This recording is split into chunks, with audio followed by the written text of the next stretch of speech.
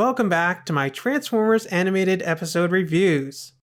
And if you don't mind, I'm here to butt in alongside Ultra. Hi, my name's Hal. Or Jay, take your pick. I'm the artist for Ultra's OC, working to make my own channel and make for video essays.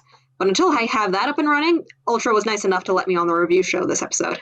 Thanks, Ultra. I'll try not to bog down the review too much. I have a lot of hot takes trademark about this episode. Glad to have you here, Hal. Today, we're taking a look at the episode Predacons Rising. Not to be confused with the Transformers Prime finale movie of the same name. In this episode, Blackarachnia returns, and in an effort to purge herself of her organic half, she turns Wasp into Waspinator. Because that makes sense. We begin this episode with the Autobots chasing after Wasp in what feels like a direct continuation from a couple episodes ago. Where is thy sting? But for some reason we had the last episode, 5 Servos of Doom, sandwiched between them. I wonder if they got some scripts backwards, or if they just needed a second draft for the third season scripts in general. We see Optimus squirting out some fires. How did these cars catch on fire anyways? We also see Bumblebee driving on the side of buildings, just like the spy changers from Robots in Disguise. But they lose Wasp as Sentinel accidentally glops Optimus. Well, this is going to be on the front page of every tabloid on Cybertron. Also, this is how all my unfinished fanfictions start. Wasp knows something about that attack on Ultra Magnus. I'm sure of it. The same way you were sure Wasp was a Decepticon spy? I was misled by bad intelligence. Sentinel Prime, another victim of fake news. Optimus says that's putting it mildly, but considering that's firstly true, and secondly, the source of that fake news is right there with them, I feel like Optimus just low-key insulted Bumblebee. To be fair, given what happened to Wasp, he kind of deserves it. Target Wasp spotted heading north-northeast. Moving to intercept. Roger that. On my way. Okay, how did Sentinel manage to turn in place like that? Either he has gotten infinitely better at driving, or somehow he's gotten so much worse that he has somehow looped back around and is now amazing at it. That's some nuclear Gandhi level coding if that's the case. You're not going back, Wasp. The spying charges against you were dropped. Stay out of this, Optimus. This is a dangerous fugitive, and I'm bringing him in. Wait, I'm confused. Why are they after Wasp now? They know he's innocent. Why not leave him be? Well, I guess he did escape custody and stuff. But still, leave the poor guy alone. Didn't he also commit identity fraud a few episodes ago? Oh yeah. I guess there is that too. This is a Cybertronian fugitive, and I'll enforce my authority as the Primer Prime. Did you just make that up? No. In your defense, Sentinel, you're the one with an actual position in the Elite Guard. How does that work, by the way? Alright, Optimus, you're being booted from the Academy and discharged from the Elite Guard. But have the second highest possible military title on your way out.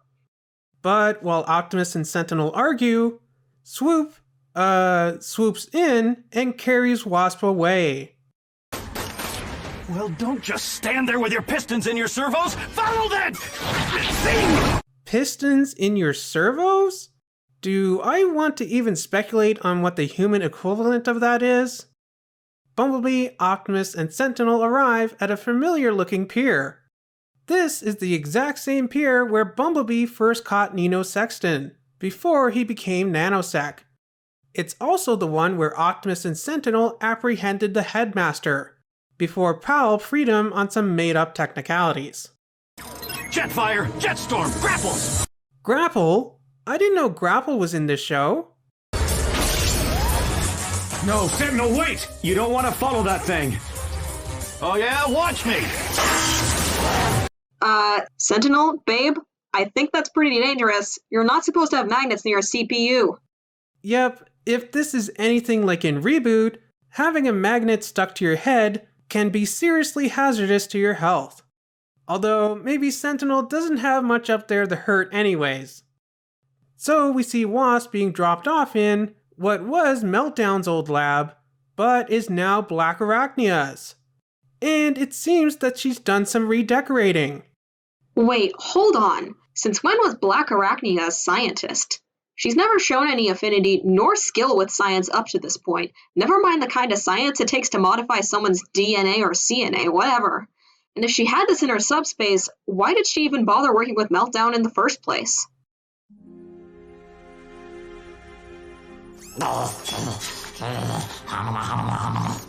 Funny, I was about to say the same thing.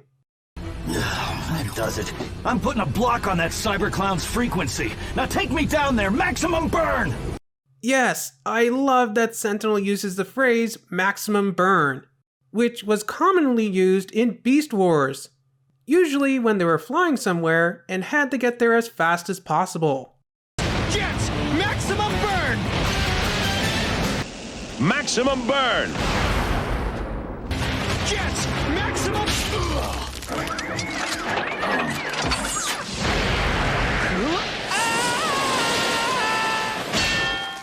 It's pretty fitting for this Beast Wars themed episode.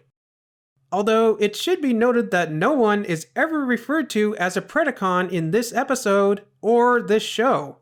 So viewers who aren't familiar with Beast Wars may be confused by the episode's title. In Blackarachnia's lab, we hear the end of Wasp telling her his life story. Ladybot, Wasp friend? Something like that. Aww, I feel for Wasp. Pouring his poor little spark out to some fembot, only to get friend-zoned? I've been there, buddy. I feel like friend-zoning him would require her to think of him as a friend, not the other way around. This is more like sucker-zoned. Oh, you're right. Blackarachnia is only using Wasp for her own goals. That's even more sad. Blackarachnia coerces Wasp into the transwarp chamber, which is both another cool homage to Beast Wars, as well as a direct reference to the movie The Fly. So the twins distract the Dinobots as Sentinel... Okay, I love that Sentinel's idea of hiding behind a tree is that if he can't see them, they can't see him.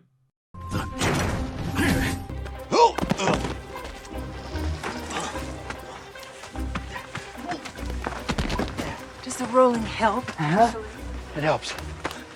Where's your gun? Don't move!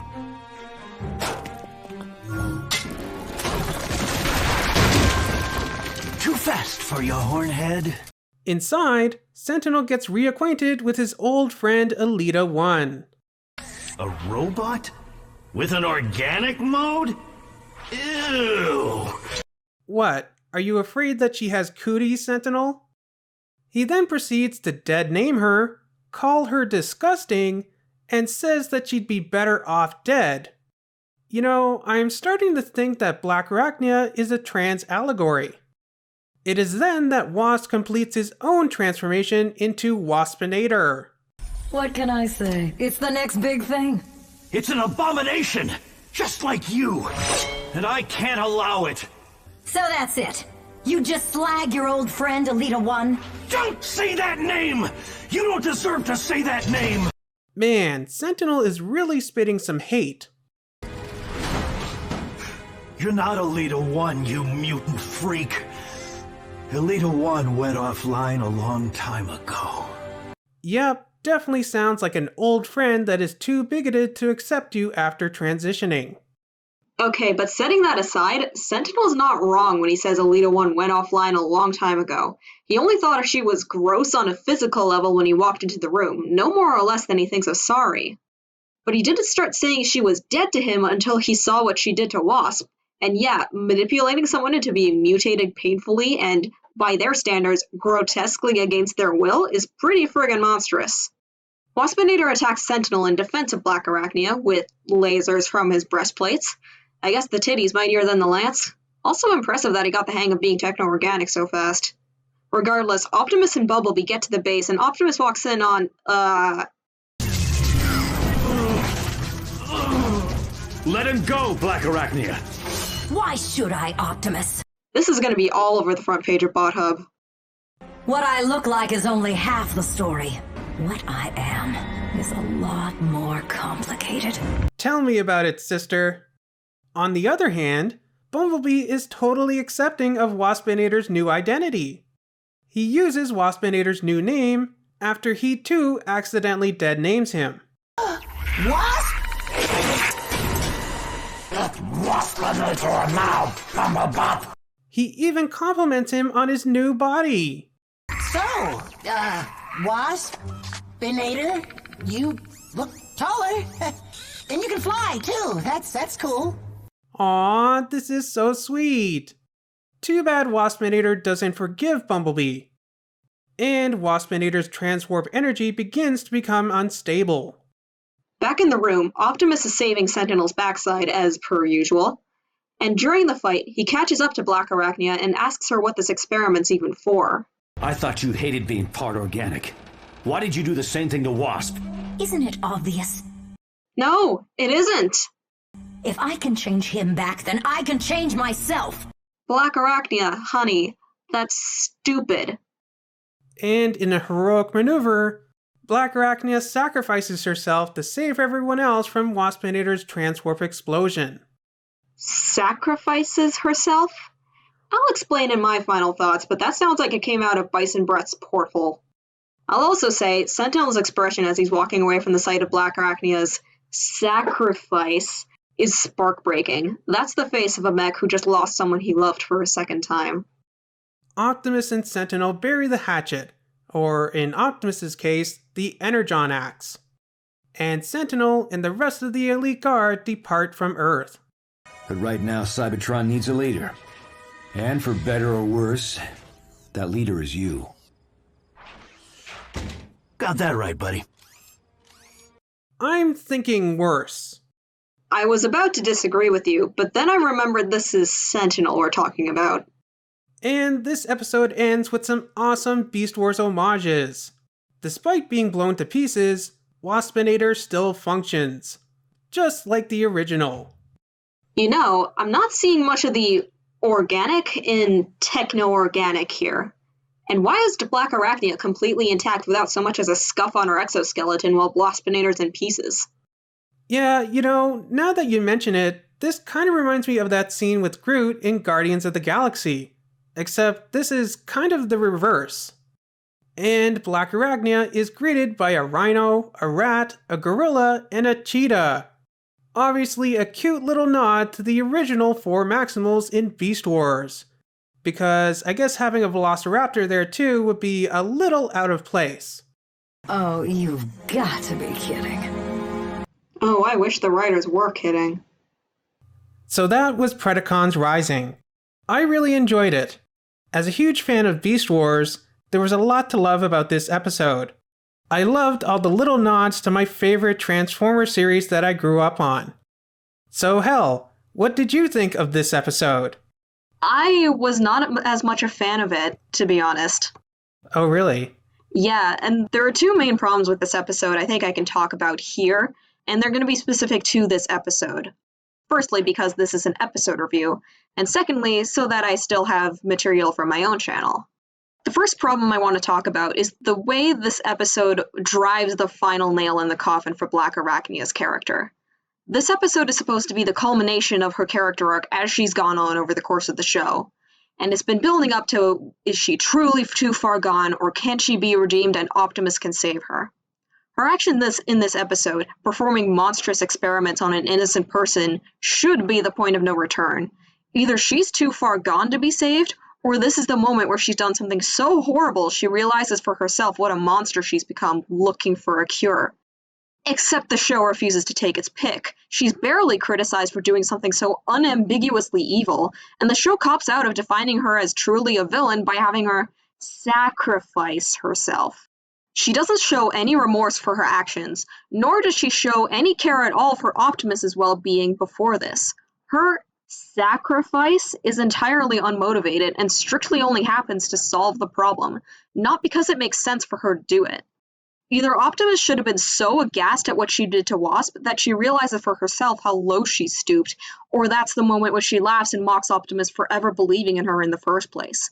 If she did realize how evil it was to do what she did to Wasp, then her sacrificing herself to try and fix the problem she created would have made sense.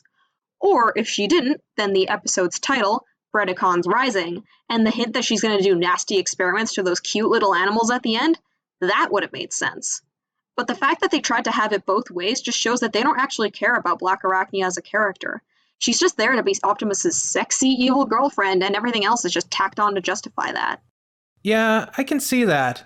Now that you say it, this episode kind of feels like it was more fan service for the old Beast Wars fans than it actually did anything to resolve Blackarachnia's character arc.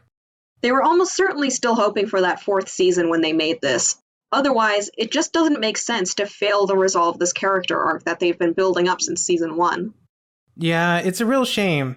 Blackarachnia is a great character, or at least she had the potential to be one. My second problem with this episode was the way it delivered its message. The intended takeaway from this episode is that when you do something wrong and hurt someone, you should apologize to the person you've hurt instead of making up excuses. This is something Optimus tells Bumblebee early on when he's first making excuses for how and why he thought Wasp was the spy. This is also meant to parallel Sentinel's irresponsibility when he starts making excuses to Blackarachnia for why he abandoned her on Arca 7.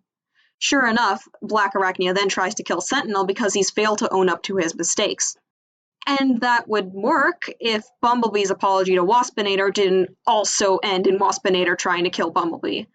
So, because there's no forgiveness for apology, the episode's message kinda gets screwed up. Now the message reads like, never apologize, the person you hurt already hates you and wants you dead, things will never get better. Yeah, they definitely fudged the moral of this story, if it has one. But I don't completely hate this episode. Townsend Coleman does a great job carrying the dramatic weight of this episode, and Sentinel sounds like he's in real, genuine pain when he realizes who Blackarachnia is. The animation on the character also speaks to how he's had this old wound so painfully reopened. I also think the comedy in this episode still hits. Gags surrounding Sentinel being incompetent or adorkable always just tends to work for me. Adorkable? Adorkable. You know, adorable and dorky. I love that. Yeah.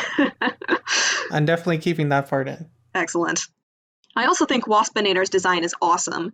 It captures the supposed horror of being techno-organic, something which Blackarachnia's character design fails to do in my opinion, while both still being recognizable as the character of Waspinator and fitting him in well with the art style of the show. Again, as a huge Beast Wars fan, I would have loved to see more of the Beast Wars cast show up in animated. But sadly, we never got that 4th season. At least not officially. Well, what about you? What did you think of this episode of Transformers Animated? As always, don't forget to like this video, comment if you have anything to say, subscribe to the Ultra's channel, and do all that other fun stuff. And be sure to check out Hell's Twitter. It'll be linked in the top right corner and in the video description. And I'll see you here next week for the 2-parter Human Error. So, see you here next week for that. I'm so sad Sentinel left before he could be there for that plot. Can you imagine Sentinel waking up human? Oh my Primus, I would love to see that. I'll draw it for you for free.